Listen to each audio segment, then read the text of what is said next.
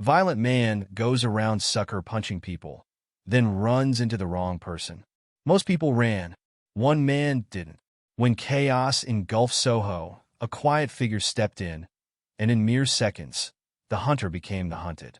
The air in Manhattan's Soho district carried a biting chill that afternoon, the kind that seeped through the thickest of coats and lingered in the bones. Yet the bustling streets remained alive. Neon lights flickered against the damp pavement, casting distorted reflections of hurried footsteps and distracted faces. Tourists craned their necks to admire the towering architecture, while locals, heads buried in their phones, weaved through the crowd with the efficiency of seasoned city dwellers. The rhythmic hum of traffic, punctuated by occasional car horns and snippets of conversation, painted a picture of a city too preoccupied to notice the shadow moving among them. That shadow belonged to Samuel Frasier. At first glance, there was nothing remarkable about him. Tall, lean, draped in a dark hoodie that swallowed most of his face, he could have been anyone. Just another faceless figure in the perpetual motion of the city.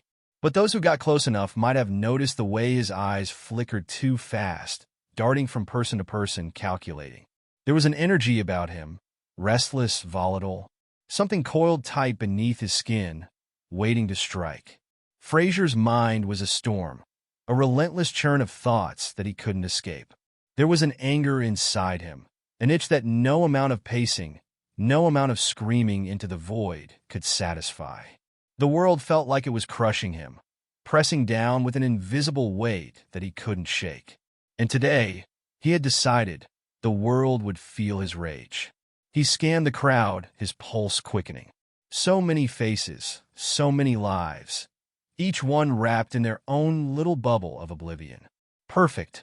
The first victim, a well-dressed older man, stood near the curb, absorbed in a phone call. His brow furrowed, lips moving rapidly as he argued with someone on the other end. He never saw it coming. Frasier moved in with the precision of a predator. One step, two, three.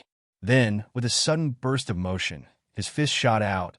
A brutal, clean hit straight to the man's face. The sickening thud of knuckles against bone echoed through the air, followed by a sharp gasp and the crash of the man hitting the pavement. The phone slipped from his grasp, spinning across the sidewalk, screen shattered. For a second, everything froze. People stared, mouths agape, unable to process what they had just witnessed. Then chaos. Screams erupted.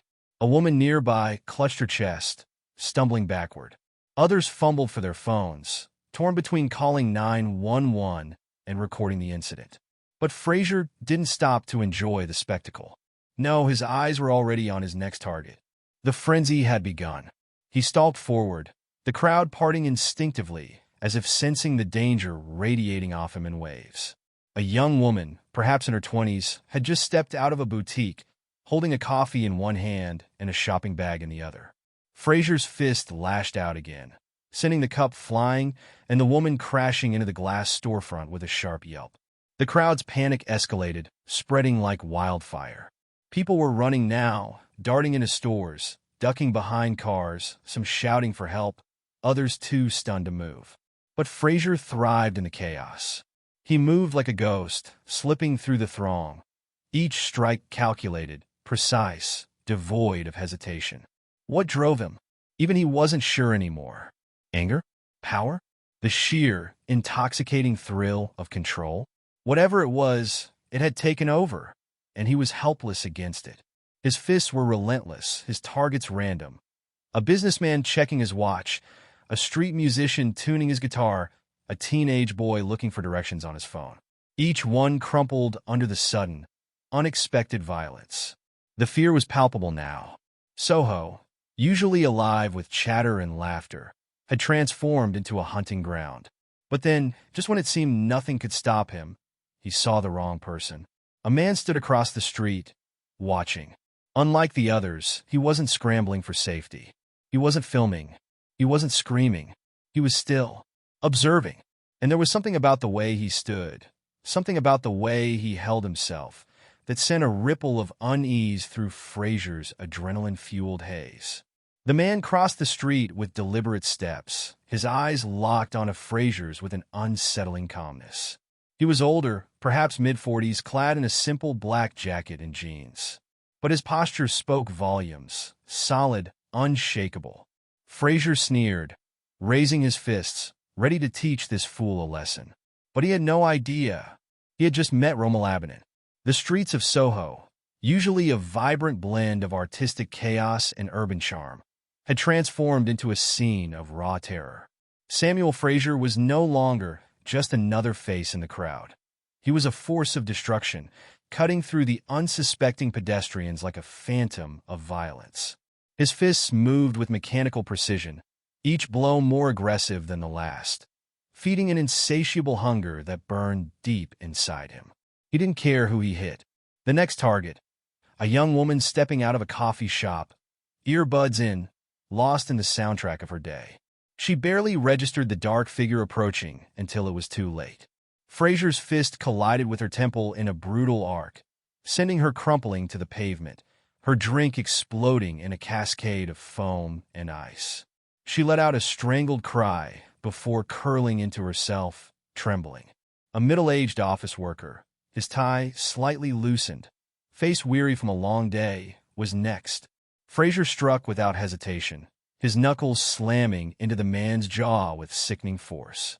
The impact sent him staggering into a fruit stand, knocking over crates of apples and oranges that rolled aimlessly onto the street.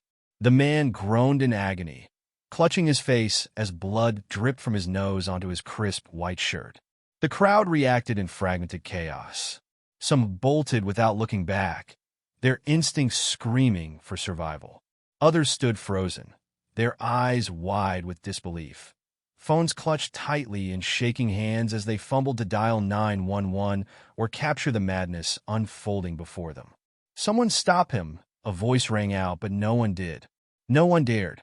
Security guards from nearby stores peeked out cautiously, radios crackling with panicked voices. But they weren't trained for this. They were there to deter shoplifters, not to face a maniac who seemed utterly detached from consequence. Frasier thrived in the growing hysteria. He could taste their fear, an intoxicating flavor that made his pulse race. His movements grew wilder, his breathing ragged. The world around him blurred into nothing more than silhouettes of potential victims, each one deserving of his wrath. He was losing control, and he knew it, but he didn't care. Then, something shifted. Amid the swirling panic, a figure emerged from the opposite side of the street.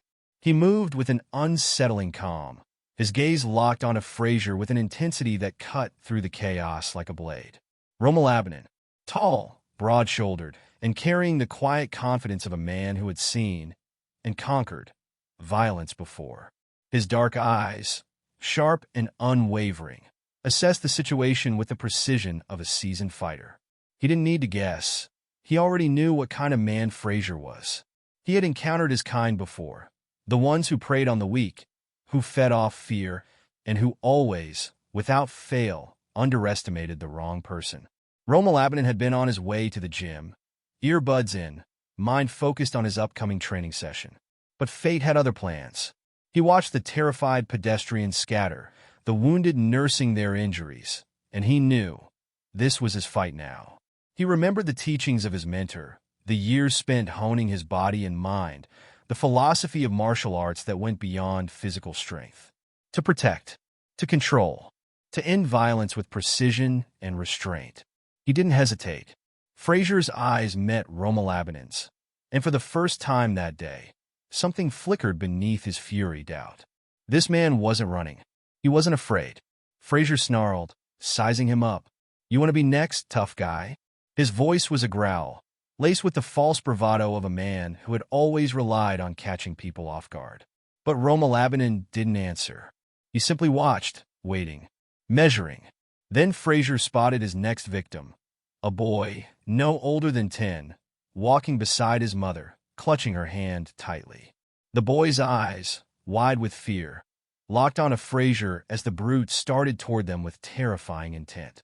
Romalabanan's body tensed. This was it. In a blur of motion, he moved. One step.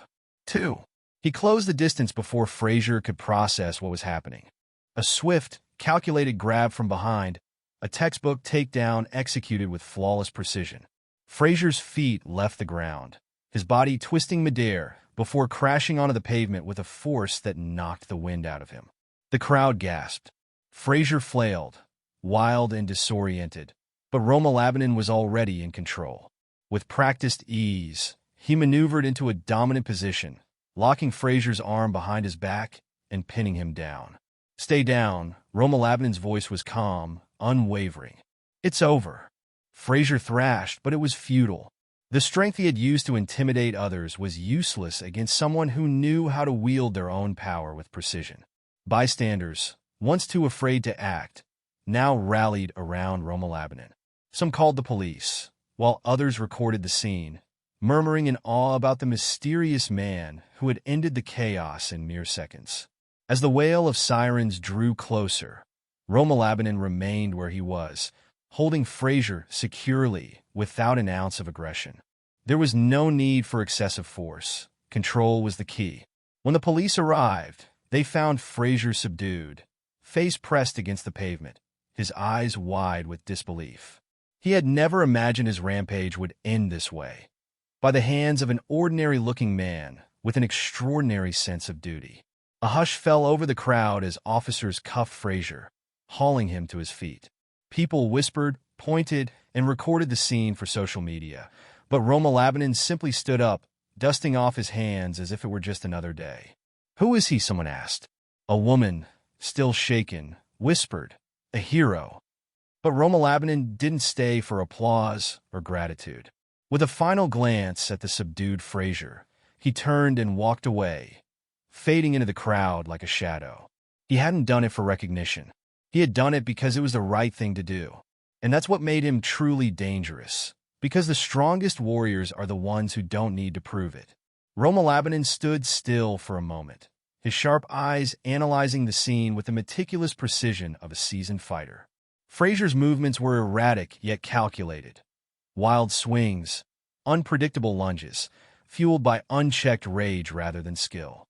But Romalabanan saw the gaps, the flaws. Every fighter, no matter how reckless, has a rhythm, and Romalabanan had already found Frasier's. He measured the distance carefully, adjusting his breathing, his body poised like a predator ready to strike. There was no room for error. One wrong move could put innocent bystanders in harm's way. His muscles coiled, his instincts sharp, waiting for the perfect opening. Then it came. Frasier lunged toward a woman clutching a shopping bag, his arm cocked back for another devastating blow.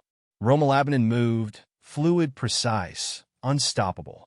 One step, two, three. Before Frasier could react, Romalabanan closed the gap from behind, slipping in with the grace of a ghost. His arms wrapped around Frasier's torso in an iron grip, his weight perfectly distributed to neutralize any resistance. A textbook rear body lock. Frasier thrashed, his instincts kicking in, but it was already too late. Romalabanan adjusted his grip, shifting his stance to apply controlled pressure. "Relax," he muttered under his breath, his voice calm but commanding. "It's over." But Frasier wasn't going down without a fight. Panic set in as Frasier fought with raw, desperate strength. His elbows flailed wildly, feet stomping against the ground in a futile attempt to break free. He twisted and writhed, trying to break the hold, but Romalabanan's grip was unshakable. Years of jiu-jitsu training had conditioned him to anticipate resistance, to absorb it, and to counter with strategic precision. Frasier's size and aggression meant nothing against technique.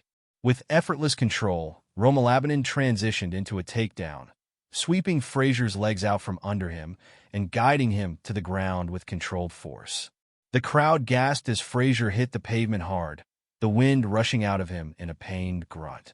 The bystanders began to inch closer now, their fears slowly dissipating, replaced by curiosity and awe. Some whispered, others gasped in disbelief, their phones raised high to capture the moment. Frasier, still defiant, squirmed under Romalabanan's weight, his limbs thrashing wildly. But every move he made was met with swift, calculated counters. a knee pressed firmly against his lower back, an arm twisted into a submission hold that left him powerless. "You're not going anywhere," Romalabanan said, his voice steady, barely winded. Frasier let out a strangled growl of frustration, his face contorted in rage and confusion. He had never been on the receiving end of such absolute control before. He had thrived on chaos, but now he was trapped in the unwavering grip of calm authority. Jiu-jitsu wasn't about strength, it was about control, and Frasier had none. The crowd, sensing that the worst was over, erupted in applause and shouts of encouragement. A man yelled, "Hold him there," while another woman frantically dialed 911, her voice trembling with relief. Romalabanan stayed composed, keeping his grip firm but measured. He wasn't there to hurt Frasier, only to stop him. The philosophy drilled into him over years of training echoed in his mind. Violence should end with control, not chaos. The distant wail of sirens grew louder, and moments later, NYPD patrol cars screeched to a halt at the curb. Officers poured out, weapons drawn, barking orders to the crowd to back away. Romalabanan released his hold slightly, signaling to the officers with a nod. "He's all yours," he said, his tone even composed. He slowly stepped back, raising his hands in a gesture of compliance. The officers moved in swiftly, cuffing Frasier, who was too exhausted to resist. His face was a mixture of defeat and disbelief, his eyes darting around as if trying to understand how everything had unraveled so quickly. "You have the right to remain silent," one of the officers said firmly, while another guided Frasier to his feet. Blood dripped from his split lip, his breathing ragged and shallow. But more than the physical injuries, it was the blow to his ego that left him stunned. He had ruled the streets for those terrifying minutes, until the wrong man had stepped in. The officers turned to Romalabanan, eyeing him with curiosity and gratitude. "What's your name, sir?" one asked, notebook ready. Romalabanan shook his head with a small smile. "Just someone in the right place at the right time," he replied, stepping away from the limelight, his job done. The crowd murmured in admiration. Phones still pointed at him, but Romalabanan didn't wait for applause. He adjusted his jacket, checked his watch, and quietly melted back into the crowd as if nothing had happened. He wasn't here to be a hero. He was here to do what was right. As he walked away, the news crews began arriving, their cameras panning over the scene, eager to capture the aftermath. The footage of his takedown would soon flood social media, sparking headlines like, "Mysterious Hero Stops Manhattan Attacker," "The Man Who Took Down a Soho Street Terror," "Jiu-Jitsu Black Belt Saves the Day." But Romalabanan didn't care for any of that. His steps were steady, purposeful, as he disappeared into the anonymity of the city he loved. His thoughts drifted back to his training, to the wisdom of his mentors. Strength wasn't about recognition. It was about knowing when to use it and when to walk away. Behind him, the city was returning to normal. Frasier, now in police custody, was being driven away. The wounded were being attended to. And the people of Soho would have a new story to tell for years to come, about the quiet man who stepped in when no one else dared. But to Romalabanan, it was just another day. It didn't take long for news of Romalabanan's heroic intervention to spread across social media and mainstream media outlets. Footage of his swift, controlled takedown of Samuel Frasier flooded news feeds, capturing the attention of millions. "Man stops Soho attacker with martial arts mastery," read the headlines, while hashtags like #SohoHero and #JujitsuJustice trended across platforms. News anchors hailed him as a guardian angel, and eyewitnesses recounted the incident with a mix of admiration and disbelief. "He came out of nowhere," one woman told reporters. "It was like watching a superhero movie, but it was real. And he didn't even wait around for a thank you." Despite the overwhelming praise, Romalabanan remained humble. When asked by a journalist why he stepped in, his response was simple. Anyone would have done the same. But deep down, he knew that wasn't entirely true. Not everyone was equipped to face danger head-on, to keep their composure in the heat of the moment. It wasn't just about physical strength, it was about training the mind, the heart, and the spirit. As the news continued to circulate, local residents in Soho came together to show their gratitude. A small cafe left a note by the register. Thank you, Romalabanan. You remind us that courage still exists. Strangers approached him in the days that followed, offering words of appreciation, yet he continued to insist that he was no different from anyone else. But in their eyes, he was more than just a passerby. He was proof that courage, skill, and kindness could still shine in a chaotic world. Romalabanan's journey wasn't an overnight transformation. His path in martial arts had been long, demanding, and filled with moments of self-doubt. Years ago, he had stepped onto the mat with the simple goal of getting stronger, but he quickly learned that martial arts was about far more than just combat. It was about discipline, respect, and a responsibility to protect those who couldn't protect themselves. His instructors had drilled the principles of self-control and restraint into him from day one. He had learned the value of patience, the importance of staying calm under pressure, and most importantly, that true strength isn't measured by how hard you hit, but by how well you can prevent violence. That day in Soho wasn't just a moment of heroism. It was the culmination of countless hours of training, sweat, and sacrifice. Romalabanan realized that his skills weren't meant for trophies or accolades. They were meant to serve a greater purpose. Looking back, he reflected on the moments of doubt, times when he questioned whether his training was worth the effort, whether he was truly making a difference. But now, as he saw the ripple effect of his actions, he understood that every drop of sweat, every bruise, and every sacrifice had led to this moment. It wasn't about glory. It was about responsibility. The Soho incident became more than just a trending story. It became a wake-up call. Discussions emerged about the importance of self-defense and being prepared for the unexpected. In a city where people often felt invincible behind their busy schedules and bustling routines, the reality was stark. Danger could strike at any moment. Romalabanan's actions sent a clear message. Preparedness saves lives.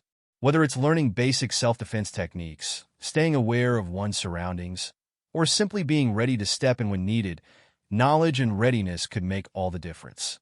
Courage isn't about being fearless. It's about acting despite fear. Most people freeze in the face of danger, but courage is a skill that can be nurtured through discipline and practice. Kindness and vigilance go hand in hand.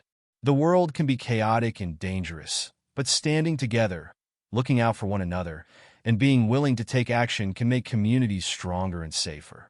Local gyms saw a surge in interest in self-defense classes. Parents signed up their children for martial arts programs, realizing that learning to defend oneself was not about aggression, but about empowerment. One woman who had witnessed the attack summed it up perfectly. We can't always count on someone like Romalabanan to be around. We need to be ready ourselves. Romalabanan, when asked if he had any advice for people who wanted to be better prepared, simply said, "Train not just your body, but your mind. Be aware, be ready, and above all, be kind." In the weeks following the incident, Romalabanan quietly returned to his routine. He trained as he always had, pushed himself harder, and continued to live by the principles he had always followed. But something had changed. People around him were beginning to see the value in vigilance and readiness, and in stepping up when it mattered most. And that perhaps was the greatest takeaway from it all, that heroism isn't found in capes or superpowers, but in everyday people willing to do the right thing. In a world that often seemed indifferent, Romalabanan's story was a reminder that one person's actions could make a difference, that a single moment of courage could inspire a wave of change. Because bravery, like kindness, is contagious. And as Romalabanan laced up his gloves for another day of training, he couldn't help but smile. He had stepped into the fray not for applause, but because it was the right thing to do. And perhaps, just perhaps, others would do the same.